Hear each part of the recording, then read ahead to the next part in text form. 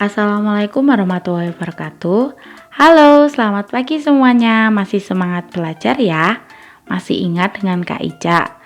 Di video kali ini, Kak Ica akan membahas materi pelajaran pendidikan pewarganegaraan, bahasa Indonesia, dan penjas orkes. Anak-anak, silahkan mengamati dengan seksama ya. Setiap makhluk hidup ciptaan Tuhan memiliki manfaat bagi makhluk hidup lain. Tuhan menciptakan makhluk hidup untuk saling melengkapi. Tumbuhan dan hewan bermanfaat bagi manusia. Sebaliknya, manusia juga harus menjaga lingkungan agar bermanfaat bagi tumbuhan dan hewan. Doni suka membaca dongeng. Hampir setiap hari, Doni membaca buku dongeng dan mencari pesan moral dari dongeng yang dibaca. Dapatkah kamu membantu Doni menentukan pesan moral? Sebelum mencari pesan moral sebuah dongeng, bacalah dongeng yang dibaca Doni terlebih dahulu, yang berjudul Pengembara dan Sebuah Pohon. Dua orang pengembara berjalan di sepanjang jalan yang berdebu dan tandus di hari yang sangat panas. Tidak lama kemudian, mereka menemukan sebuah pohon besar. Dengan gembira, keduanya lalu berteduh dari teriknya sinar matahari di bawah naungan daun-daun pohon besar yang lebat. Saat beristirahat, mereka melihat ke atas pohon. Salah seorang pengembara berkata kepada teman seperjalanannya, "Betapa tidak bergunanya pohon besar ini. Pohon ini tidak memiliki buah sehingga tidak berguna untuk manusia sama sekali." Pohon besar tersebut lalu berkata, "Kamu manusia yang tidak tahu berterima kasih." Pohon itu berkata lagi, "Kamu datang dan bernaung di bawah daun-daunku, kamu menikmati teduhnya perlindungan cabang dan daunku, kamu masih menyebutku tidak berguna sama sekali." Setelah membaca dongeng berjudul Pengembara dan Sebuah Pohon, dapatkah kalian menentukan pesan moralnya dan bagaimana seharusnya sikap manusia yang baik terhadap tumbuhan dan hewan?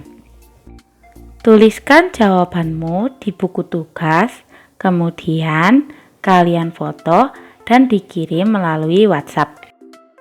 Setelah Doni membaca dongeng tentang pengembara dan sebuah pohon, Doni bertanya pada ayahnya mengenai isi dongeng tersebut. Doni bertanya, "Kenapa ayah sering mengucapkan terima kasih?"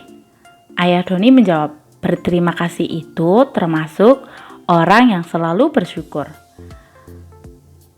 Doni membalas, "Apa hubungan berterima kasih dengan bersyukur ya?" Ayah Doni pun menjawab, "Ada dong, berterima kasih itu salah satu cara kita bersyukur. Orang yang selalu bersyukur adalah orang yang rendah hati. Kebalikannya, orang yang tidak bersyukur adalah orang yang sombong." Kemudian Doni bertanya lagi, "Apa kita juga berterima kasih kepada tumbuhan dan hewan? Bagaimana caranya?" Ayah Doni pun menjawab lagi, "Iya, kita juga perlu berterima kasih kepada tumbuhan dan hewan. Caranya berbeda dengan cara kita berterima kasih kepada manusia." Ayah Doni menjawab, "Jika kita berterima kasih kepada tumbuhan, maka kita merawat tumbuhan dengan baik. Tumbuhan diberi air, pupuk, dan sinar matahari yang cukup. Kita juga tidak memetik bunga dan daun-daun sembarangan." Doni kembali bertanya, "Lalu bagaimana cara berterima kasih kepada hewan?"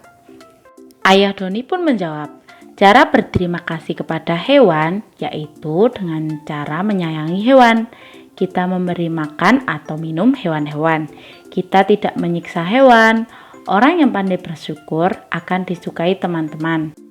Tuhan juga akan mencintai orang yang pandai bersyukur."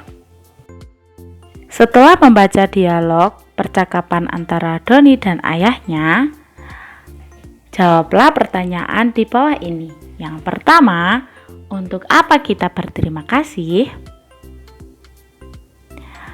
Ya, kata terima kasih diucapkan karena sebagai cara kita untuk bersyukur. Yang kedua, pernahkah kamu mengucapkan terima kasih? Lalu, perasaan apa yang kamu rasakan ketika mengucapkan terima kasih? Benar, saat kita mengucapkan terima kasih, yang dirasakan adalah bahagia dan senang. Kemudian untuk pertanyaan nomor 3, tulislah 2 pengalamanmu berterima kasih kepada sesama manusia yang telah kamu lakukan. Silahkan anak-anak menuliskan jawabannya di buku tugas, kemudian difoto dan dikirim ke WhatsApp. Bentuk lain dari sikap bersyukur adalah selalu menjaga kesehatan tubuh. Berolahraga membuat tubuh kita sehat. Tubuh kita juga sehat dengan menghirup udara yang mengandung banyak oksigen. Tanaman memberikan oksigen pada lingkungan sekitar. Dengan berolahraga di halaman sekolah, tubuh kita akan terasa lebih segar. Gerakan memutar atau meliukkan badan dapat dilakukan untuk melenturkan tubuh. Dengan demikian, otot tidak kaku dan peredaran darah lancar. Untuk materi yang terakhir, silahkan anak-anak mencoba melakukan kombinasi gerakan memutar dan meliuk seperti gambar berikut ini, mulai dari gerakan pertama sampai gerakan ke-9.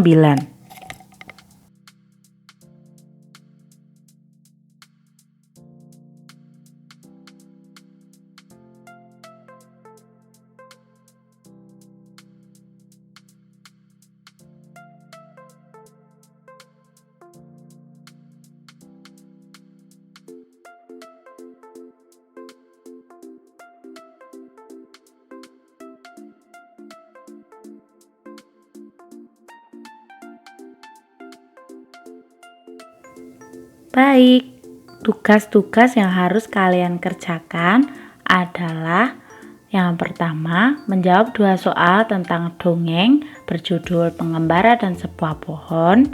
Kemudian menuliskan 2 pengalaman tentang berterima kasih kepada sesama manusia.